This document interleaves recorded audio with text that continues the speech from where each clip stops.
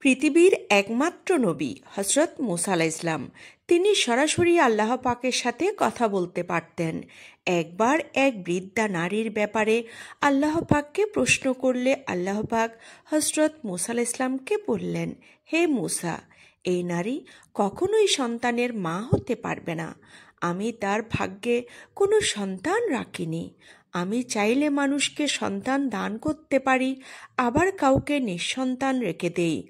হজরত মুসা আলাইহিস-সালাম তুর পর্বত থেকে ফেরার পথে সেই বন্ধ্যা নারীকে যখন আল্লাহ পাকের সিদ্ধান্ত জানিয়ে দিলেন, তুমি কখনোই মা হতে পারবে না, সেই নারী কান্নায় ভেঙে পড়ল। তার অন্তত কয়েক মাস পর হজরত মুসা আলাইহিস-সালাম জানতে পারলেন সেই নারী গর্ভধারণ করেছে এবং একটি ফুটফুটে সন্তান জন্ম দিয়েছে। যেহেতু হজরত মুসা আলাইহিস-সালাম শুধুমাত্র তুর পর্বতে গিয়েই আল্লাহ পাকের সাথে সরাসরি কথা বলতে পারতেন, তাই হজরত মুসা আলাইহিস-সালাম আগে সেই নারীর বাড়িতে গেলেন এবং সেখানে গিয়ে সেই নারীকে এবং তার স্বামী ও সন্তান সহ খেলাধুলা করতে দেখলেন। অবাক হয়ে তিনি জিজ্ঞেস করলেন, তোমাদের সন্তান হলো কিভাবে? আল্লাহ পাক তো সিদ্ধান্ত জানিয়েছেন তুমি বন্ধ্যা থাকবে। মুসা আলাইহিস-সালাম এর প্রশ্নের সরাসরি কোনো জবাব না দিয়ে সেই নারী একটু মুচকি হাসল। আল্লাহর নবী সাথে সাথে তুর পর্বতে গেলেন এবং আল্লাহ পাকের কাছে প্রার্থনা করে বললেন, ইয়া আল্লাহ, ইয়া রাব্বুল আলামিন, আপনি যা বলেন তাই ঘটে। আসমান জমিনের মধ্যে এমন কিছু নেই যা আপনার অগোচরে রয়েছে, সব কিছুই আপনার উপর নির্ভরশীল। তাহলে আপনার এই সিদ্ধান্ত পাল্টালো কিভাবে? এই নারীর ব্যাপারে আপনি জানিয়েছেন সে আজীবন বন্ধ্যা থাকবে, কারণ এটাই তার ভাগ্য, এটাই তার তকদির। তাহলে সেই নারী কিভাবে গর্ভধারণ করল? আল্লাহ তাআলা হযরত মুসা আলাইহিস-সালামকে বললেন, ইয়া মুসা, তোমার এই প্রশ্নের উত্তরের পূর্বে আমার একটি শর্ত তোমাকে পালন করতে হবে। তখন আল্লাহ তাআলা হযরত মুসা আলাইহিস-সালামকে মানুষের গোশত নিয়ে আসতে বললেন। আল্লাহ পাক বললেন, হে মুসা, আমার আশেক, আমার প্রেমিক, এমন কোনো বান্দা আছে কি যার কাছ থেকে তুমি আমার জন্য তার শরীরের গোশত নিয়ে আসতে পারো? যখন আল্লাহ তাআলা কোনো নবী রাসূলকে কোনো কিছুর হুকুম দিতেন, তখন কেউ আল্লাহ তাআলার কাছে কোনো প্রশ্ন করতে পারতেন না। অর্থাৎ এই যেমন ধরুন, হে আল্লাহ, আপনার কেন মানুষের গোশত প্রয়োজন? অথবা আপনি আমাকে এমন হুকুম দিয়েছেন এর ফলে রক্তপাত হতে পারে। এই ধরনের কোনো প্রশ্ন করার সুযোগ নেই, কেননা আল্লাহ পাক পবিত্র কোরআনে বলেছেন, নিঃসন্দেহে আমি তোমাদের সামনে এবং পেছনের সকল কিছু জানি। তোমরা আমার জ্ঞান ভাণ্ডার থেকে ততটুকুই বুঝতে পারবে, ততটুকুই জানতে পারবে যতটুকু আমি চাই। সুতরাং আল্লাহ পাকের সাথে কোনো প্রশ্ন চলে না। তাই হযরত মুসা আলাইহিস-সালাম আল্লাহ পাককে কোনো ধরনের প্রশ্ন করেননি। তিনি তার কওমের লোকদের কাছে এসে আল্লাহ তাআলার নির্দেশ শুনিয়ে দিলেন।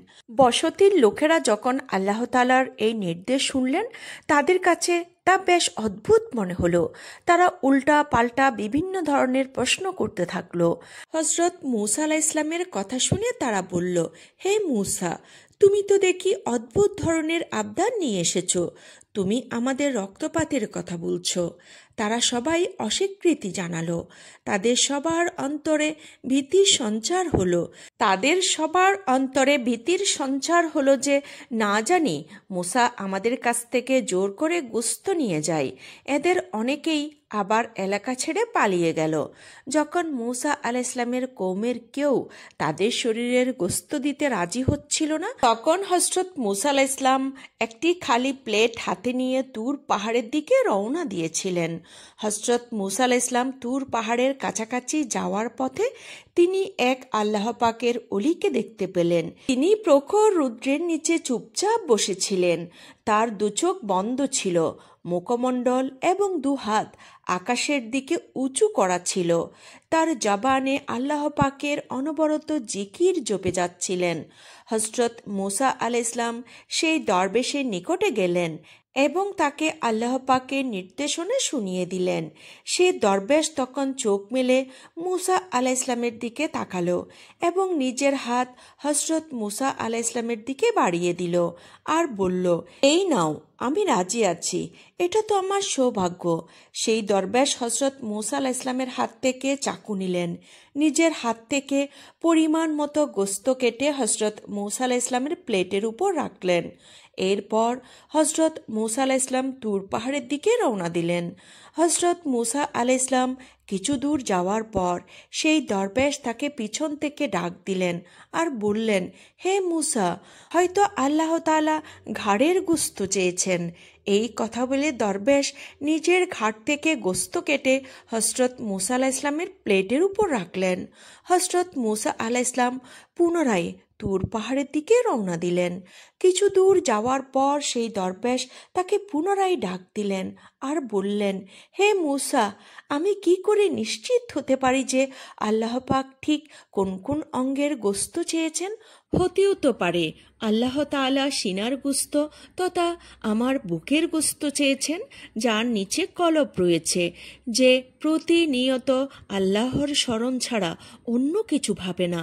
এই বলে দরবেশ নিজের সিনা থেকেও কিছু গোস্ত কেটে হজরত মুসা আলাহ ইসলামের প্লেটের উপর রেখে দিলেন।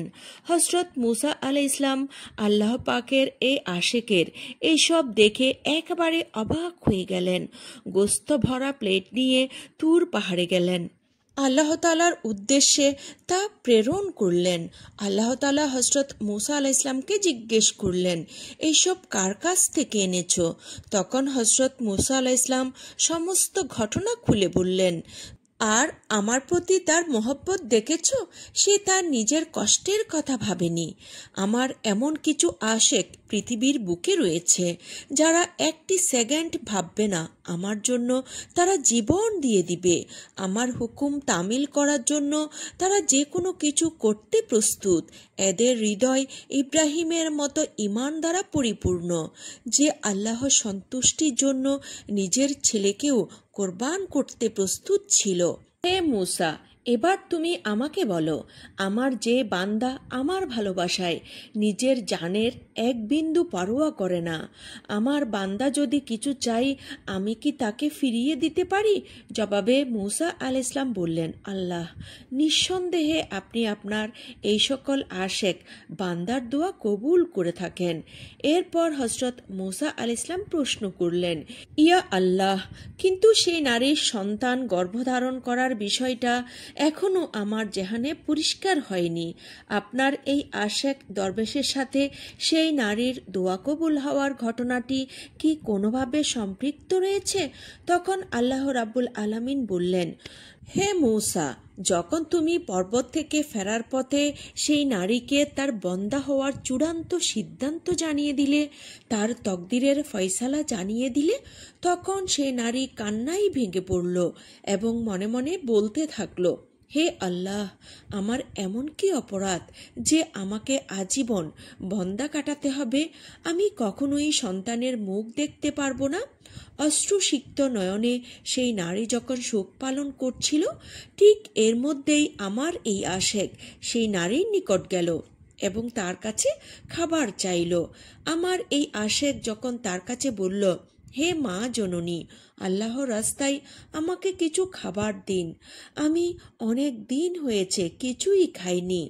তাৎক্ষণিক সেই মহিলার অন্তরে শয়তান প্ররোচনা দিল, হে নারী, তুমি কেন আল্লাহর রাস্তায় এই দরবেশকে খাওয়াতে যাবে যে আল্লাহ তোমাকে আজীবনের জন্য বন্দা ঘোষণা করেছেন? শয়তানের এই প্ররোচনা যখন সেই নারীর অন্তরে আসলো, সাথে সাথে সে ইস্তেগফার পড়ল এবং সে মন থেকে শয়তানকে সরিয়ে দিল, বলল, কখনো নয়, আমার আল্লাহ এই জীবনে আমাকে অনেক কিছুই দিয়েছেন, যার শুকরিয়া আমার আদায় করা উচিত। আমার আল্লাহ যদি আমার বন্দা অবস্থায় খুশি থাকেন তাহলে আমিও আল্লাহর উপর খুশি আছি।